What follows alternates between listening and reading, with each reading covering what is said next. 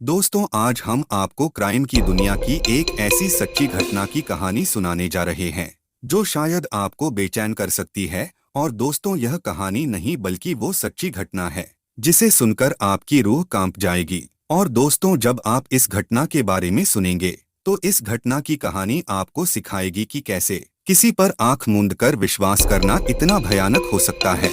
तो आप इस वीडियो को पूरा जरूर देखिएगा और आखिर तक इस वीडियो में मेरे साथ बने रहिएगा। नमस्कार दोस्तों, मैं हूं रवि और आप देख रहे हैं क्राइम अब तक की एक नई कहानी। ये कहानी है हरियाणा के पानीपत की। इस पानीपत में 5 सितंबर 2017 को जीटी रोड के पास बने एक मंदिर में शाम के वक्त एक लड़की की जली हुई लाश मिलती है। और दोस्तों, अजीब बात ये थी कि इस लड़की की लाश पूरी तरह से जली हुई नहीं थी, बस उसका चेहरा बुरी तरह से जला हुआ था और उसके आसपास कुछ सामान बिखरा पड़ा था। अब उस लाश को देखकर आसपास के लोग पुलिस को सूचना देते हैं और अब सूचना मिलते ही कुछ ही देर में पुलिस उस स्थान पर पहुंच जाती है। और जैसे ही पुलिस वाले उसके जले हुए चेहरे को देखते हैं तो पुलिस को पहली ही नजर में शक होता है कि इस लाश का चेहरा जलाकर इसकी पहचान को छिपाने की कोशिश की गई है। अब पुलिस उस लाश की और आसपास की जगह की तलाशी लेती है तो पुलिस को उस लड़की के पास पड़ा एक मोबाइल, एक आधार कार्ड और एक कॉलेज का आईडी कार्ड मिलता है। पुलिस उस आईडी कार्ड को देखती है तो वह आईडी कार्ड था वहीं के आर्य कॉलेज का, जिस पर नाम लिखा हुआ था ज्योति 3rd ईयर, और उस आधार कार्ड पर भी यही ज्योति नाम लिखा हुआ था। तो पुलिस को वो मोबाइल, आईडी कार्ड और आधार कार्ड देखकर समझने में देर नहीं लगती कि इस लड़की का नाम ज्योति है, जो कि आर्य कॉलेज की एक छात्रा है। तो पुलिस उस मोबाइल से नंबर निकालकर ज्योति के घर वालों को फोन करती है और उन्हें बुलाकर वो सारी चीजें दिखाते हैं और ज्योति की लाश भी दिखाते हैं जिसका चेहरा बुरी तरह से जला हुआ था। तो जैसे ही घर वाले ये सभी चीजें देखते हैं तो वो रो पड़ते हैं कि बच्ची ज्योति का सामान है और यह लाश भी उन्हीं की बेटी ज्योति की है जिसका चेहरा पहचान में नहीं आ रहा था। अब आगे की कार्रवाई के लिए पुलिस ज्योति के चेहरे और बॉडी की तस्वीर खींच लेते हैं। अब पोस्टमार्टम के बाद ज्योति के घर वाले ज्योति की लाश को घर ले आते हैं और इसके बाद उनके घर में और आसपास के लोगों में मातम छा जाता है। अब ज्योति के रोते बिलखते परिवार के बीच ज्योति का अंतिम संस्कार कर दिया जाता है। लेकिन दोस्तों, ज्योति का अंतिम संस्कार होने के बाद ही एक खबर और आती है कि उसी आर्य कॉलेज की जिसमें ज्योति पढ़ा करती थी, उसी कॉलेज की एक सिमरन नाम की छात्रा गायब हैं, जो कि ज्योति की बेस्ट फ्रेंड थी। सिमरन के घर वाले सिमरन को ढूंढने लगते हैं। तभी सिमरन के घर वाले बेहद ज्यादा परेशान हो उठते हैं और तमाम रिश्तेदारों, दोस्तों और घर वालों से पूछताछ करते हैं कि कहीं ज्योति की तरह सिमरन के साथ भी कुछ गलत न हो जाए। अब यह खबर पूरे शहर में फैल जाती है कि एक ही कॉलेज की 2 छात्राएं जो आपस में अच्छी दोस्त थी वह गायब हो गई है, जिनमें से ज्योति की मौत हो चुकी थी लेकिन सिमरन का कोई भी पता नहीं था।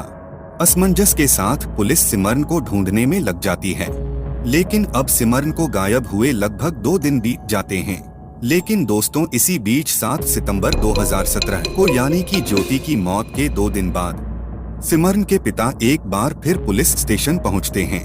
लेकिन उस दिन जब पुलिस स्टेशन पर पहुंचे तो इत्तेफाक से थाने में ज्योति के केस पर बात चल जाती है। पुलिस सिमरन के पिता से ज्योति के बारे में जानकारी लेने लगते हैं। तभी एक पुलिसकर्मी सिमरन के पिता को ज्योति की डेड बॉडी की तस्वीर दिखाता है और जैसे ही सिमरन के पिता ज्योति की जले हुए चेहरे की तस्वीर देखते हैं तो उनके होश उड़ जाते हैं।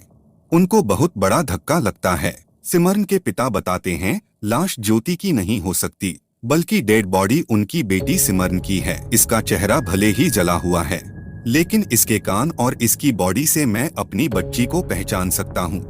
लेकिन भगवान करे यह डेड बॉडी सिमरन की न हो। अब यह सुनते ही पुलिस वालों का सर चकरा जाता है। मामले में कुछ बड़ी गड़बड़ लगती है कि एक ज्योति की लाश मिली जिसके घर वालों ने उसका अंतिम संस्कार कर दिया, लेकिन इधर सिमरन के पिता कह रहे हैं डेड बॉडी ज्योति की नहीं हो सकती। पुलिस मामले की जटिलता को देखते हुए इस केस को गहराई से जांच करती है। तो दोस्तों, जो कहानी पुलिस को आगे पता चली उसने पुलिस के ही नहीं बल्कि आसपास के लोगों के भी रोंगटे खड़े कर दिए। उन्हें सोचने पर मजबूर कर दिया कि क्या ऐसा कुछ भी हो सकता है। दरअसल दोस्तों, पुलिस जब इस केस की बारीकी से जांच कर रही थी तो उन्हें एक सूचना मिलती है कि उसी शहर का एक लड़का गायब है जिसका नाम कृष्णा था यानी कि कृष्णा, ज्योति और सिमरन तीनों 5 सितंबर से गायब थे। लेकिन ज्योति की लाश मिल चुकी थी, लेकिन कृष्णा और सिमरन अब भी गायब थे। तो पुलिस को यह मामला थोड़ा अटपटा लगता है। तो पुलिस कृष्णा के दोस्तों से पूछताछ में लग जाती है और पूछताछ करने के दौरान पुलिस को एक शख्स मिलता है जिसका नाम था मंजीत, जो उसी शहर के एसडी कॉलेज में अपने बेस्ट फ्रेंड कृष्णा के साथ पढ़ता था और वह बीबीए का स्टूडेंट था। तो पुलिस वाले मंजीत से पूछताछ करते हैं तो मंजीत पुलिस वालों को एक चौंकाने वाली बात की जानकारी देता है। मंजीत कहता है कि उसके बेस्ट फ्रेंड कृष्णा ने उसे 5 सितंबर को फोन करके जीटी रोड गौशाला मंदिर में बुलाया था। वहां पर किसी प्ले का रिहर्सल करना था। तो पुलिस को ध्यान में आता है कि उसी मंदिर के कंपाउंड में ज्योति की लाश मिली थी। तब पुलिस आगे मंजीत से पूछताछ करती है कि तुम वहां गए क्यों नहीं। तो मंजीत कहता है कि वे लेट हो गया था। जब मैं वहां पहुंचा तो गेट पर ताला लगा हुआ था और जब उसने कृष्णा को फोन लगाया तो उसका फोन ऑफ आ रहा था। पुलिस को यह कहानी उलझाई जा रही थी। उन्हें यह कहानी बड़ी ही अजीब लग रही थी कि आखिर उस मंदिर में ऐसा क्या हुआ होगा कि उस बच्ची ज्योति को मरना पड़ा। तो दोस्तों, इस केस की उलझन को देखते हुए पुलिस एक अलग तरीके से जांच करती है। तो पुलिस सिमरन, ज्योति और कृष्णा के दोस्तों और पड़ोसियों से और उनके जानने वालों से पूछताछ करती है। तो पुलिस को एक बहुत ही बड़ी जानकारी मिलती है। तो यह जानकारी मिलते ही पुलिस तुरंत एक टीम बनाती है और उन्हें शिमला के लिए रवाना करती है। तो यह पुलिस की टीम उस होटल के उस रूम तक पहुंचती है जिसका इन्हें पता बताया गया था। अब पुलिस उस होटल में उस रूम के बाहर पहुंच जाते हैं। अब पुलिसकर्मी उस रूम के बाहर खड़े उस रूम की घंटी बजाते हैं। पुलिस वाले देखते हैं कि उनके सामने ज्योति खड़ी थी, जिसे अब तक मरा हुआ समझ रहे थे। और दोस्तों, ज्योति के पीछे वही कृष्णा था जो 5 सितंबर से गायब था। अब पुलिस इन दोनों को पकड़ लेती है और गाड़ी में बैठाकर शिमला से पानीपत ले आते हैं। थाने में जब इनसे पूछताछ की गई तो इन्होंने वो कहानी बताई जिसके बारे में सोचकर ही सिरहन पैदा हो जाए। तो दोस्तों, दरअसल कहानी कुछ यूं थी। ज्योति आर्य कॉलेज के बीए 3rd ईयर की स्टूडेंट थी। एक और कृष्ण नाम का यह लड़का भी बीए 3rd ईयर का स्टूडेंट था, लेकिन यह पानीपत के दूसरे कॉलेज में था। और एक बार किसी प्ले के चलते दोनों की मुलाकात हो जाती है और दोनों में दोस्ती हो जाती है और धीरे धीरे ये दोस्ती प्यार में बदल जाती है और अब दोनों साथ जीने मरने की कस्में खाने लगते हैं। और दोस्तों, इसी चक्कर में ज्योति ने अपने घर वालों से बात की, लेकिन बिरादरी अलग होने की वजह से घर वालों ने साफ मना कर दिया। लेकिन दोनों को जीवन भर साथ रहना था। दरअसल ये दोनों प्लान बनाते हैं कि ये दोनों लोगों की और घर वालों की नजर में मर जाएंगे। लेकिन ऐसा कैसे हो सकता है? तो प्लान की अगली कड़ी के अनुसार ये दोनों अपनी कद काठी के 2 शख्स को ढूंढने लगते हैं, एक लड़का और एक लड़की। दोस्तों, ज्योति की नजर पड़ती है उसी के कॉलेज की एक स्टूडेंट पर जिसका नाम था सिमरन, जो कि बड़ी ही सीधी सादी लड़की थी।